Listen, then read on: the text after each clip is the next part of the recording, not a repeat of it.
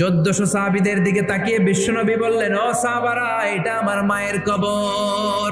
বিশ্বনবী 1400 সাহাবীরে বললেন, জিয়ারত করার সময় কেউ কিন্তু কান্নাকাটি করতে পারবা না। 1400 সাহাবীকে কান্নাকাটি করতে নিষেধ করে বিশ্বনবী যখন নিজের মায়ের কবরের সামনে দাঁড়ালেন, বিশ্বনবী ছোট্ট বাচ্চার মতো হাউমাউ করে কান্না শুরু করে দিলেন। বিশ্বনবীর কান্না দেখে 1400 সাহাবাও কান্না শুরু করে দিল। বিশ্বনবী 1400 সাহাবীদের দিকে তাকিয়ে ধমক দিয়ে বলে, তোমরা কাঁদো কেন? সাহাবারা বলে, নবী, আপনাকে আমরা অনেক ভালোবাসি। আপনার চোখ দিয়ে দার দার করে পানি নামতে দেখলে আমরা আমাদের দুটি চোখ আর শুকনা রাখতে পারি না। বিশ্বনবী মায়ের আদর পায় নাই, কিন্তু মায়ের কবরের সামনে দাঁড়িয়ে ছোট্ট বাচ্চার মতো কেঁদেছে।